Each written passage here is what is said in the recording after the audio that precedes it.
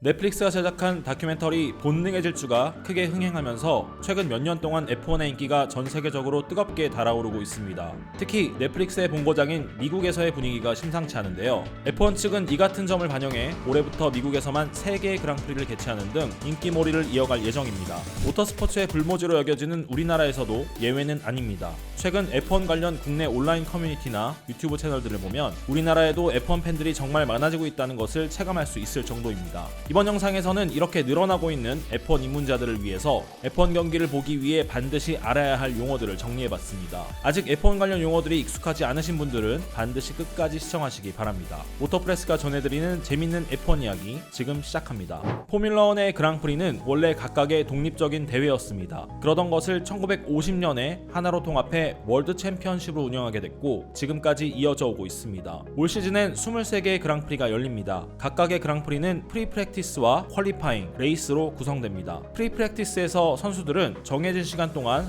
레이스카를 타고 자유롭게 트랙 위를 돕니다. 이때 다양한 조건을 테스트해보면서 데이터를 쌓고 퀄리파잉과 레이스에 적용할 레이스카의 세팅을 결정하게 되죠. 퀄리파잉은 일종의 예선전입니다. 트랙 한 바퀴를 도는데 걸리는 시간인 랩타임을 측정하고 빠른 순서대로 레이스의 그리드 순서를 결정합니다. 모든 선수들이 동시에 출발하는 레이스와 달리 퀄리파잉은 각각의 선수들이 따로 트랙을 돌며 랩타임을 측정합니다. 본선 경기에 해당되는 레이스에서는 20명의 선수들이 동시에 트랙에 올라 정해진 거리를 가장 빨리 달려 결승선에 도착하는 순서로 순위를 결정합니다. 본선 경기의 순위에 따라 챔피언십 포인트가 지급되고 시즌이 끝나면 각 그랑프리마다 지급된 포인트를 합산해 모든 F1 선수들의 꿈인 월드 챔피언을 정하게 됩니다. 모터스포츠에서 경기를 시작하는 방법은 크게 두 가지입니다. 레이스카들이 대형을 유지한 상태로 달리다 신호에 맞춰 경기가 시작되는 롤링 스타트, 그리고 멈춰선 상태로 출발하는 스탠딩 스타트가 있습니다. F1의 레이스는 스탠딩 스타트를 기본으로 합니다. 이렇게 스탠딩 스타트로 출발하는 경기에서 선수들이 차를 세우고 출발 신호를 기다리는 곳을 그리드라고 합니다. 그리드 순서는 레이스가 열리기 하루 전 퀄리파잉 세션에서 결정됩니다. 그리드의 맨 앞자리를 폴 포지션이라고 합니다. 레이스 도중 앞차를 추월하는 것은 쉽지 않기 때문에 본선 경기를 가급적 앞에서 출발하는 것은 승패를 가르는 중요한 요소가 됩니다. 폴 포지션은 퀄리파잉에서 가장 빠른 랩타임을 기록한 선수에게 주어집니다. 때문에 선수들은 폴 포지션을 차지하기 위해 퀄리파잉에서도 본선 경기 못지않게 최선의 노력을 기울입니다. 폴 포지션에서 출발하는 선수를 폴스터라고 합니다.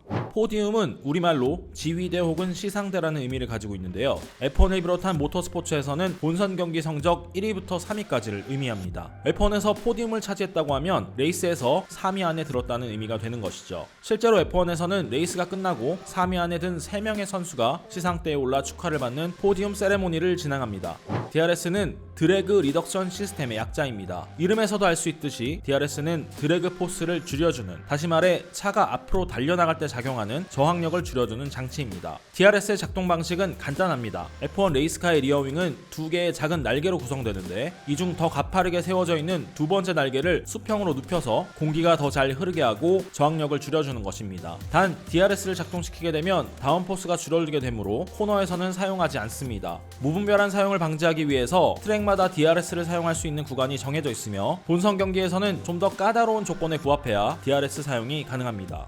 피트스탑은 레이스카가 경기 도중 트랙을 벗어나 피트로 진입해 잠시 멈추는 것을 의미합니다. 대부분 타이어 교체를 위해서 진행되지만 프론트윙 교체와 같은 간단한 정비를 하거나 타임 페널티를 수행하기 위한 목적으로 피트스탑을 수행하는 경우도 있습니다. 피트스탑에는 통상 15에서 20초 정도의 추가 시간이 소요가 되기 때문에 타이밍이 매우 중요합니다. 또한 피트스탑에서 선택한 타이어 전략으로 인해 경기의 승패가 갈리기도 하기 때문에 어떤 팀이 어떤 타이어를 선택했는가도 경기를 관전할 때 매우 중요한 포인트 중 하나입니다. F1은 더욱 재밌는 경기를 위해 레이스 도중 한 번 이상 의무적으로 피트스탑을 하도록 규정하고 있습니다.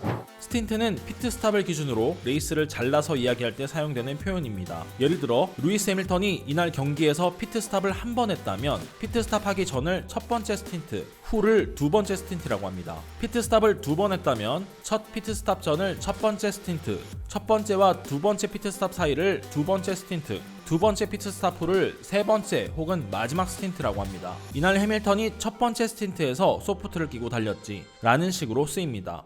세이프티카는 사고나 고장으로 인해 트랙 위 혹은 주변에 레이스카가 멈춰 있거나 혹은 사고의 잔해가 트랙 위에 놓여 있어 다른 레이스카의 추가 사고를 초래할 수 있을 때 투입됩니다. 세이프티카가 트랙에 투입되면 레이스카들은 세이프티카 뒤에 줄을 서서 천천히 이동해야 합니다. 차량 간의 간격은 레이스카 열대의 길이를 넘어서면 안 됩니다. 세이프티카 상황에서는 그동안 벌려놓은 레이스카 사이의 간격이 전부 좁혀집니다. 때문에 특히 레이스 후반부에 세이프티카가 발동하게 되면 매우 큰 변수로 작용할 수 있습니다.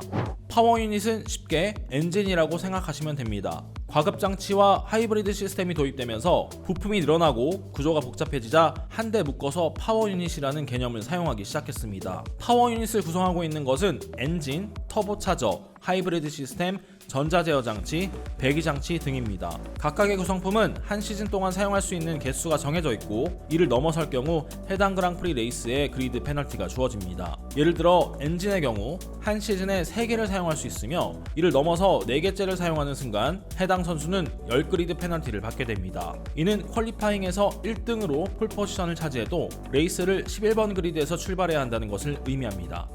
2021년부터 일부 그랑프리에 새롭게 추가된 세션 중 하나입니다. 올해는 6개의 그랑프리에서 스프린트 세션이 진행됩니다. 규칙은 레이스와 거의 비슷하되 길이는 약 100km로 레이스의 3분의 1입니다. 일종의 미니 레이스라고 생각하시면 됩니다. 레이스와 마찬가지로 모든 선수들이 동시에 트랙을 달려 정해진 길이를 가장 빨리 통과한 선수 순으로 순위가 결정됩니다. 스프린트 세션이 있는 그랑프리에는 퀄리파잉의 결과로 스프린트의 그리드 순서를 결정합니다. 그리고 스프린트의 결과로 레이스의 그리드가 결정되고요. 스프린트 결과에 따라 1등부터 8등까지 챔피언십 포인트가 부여됩니다. 스프린트가 있는 그랑프리에서는 한 선수가 획득할 수 있는 최다 점수가 총 34점이나 되기 때문에 스프린트가 없는 그랑프리와 비교해 중요도가 높다고 할 수 있습니다.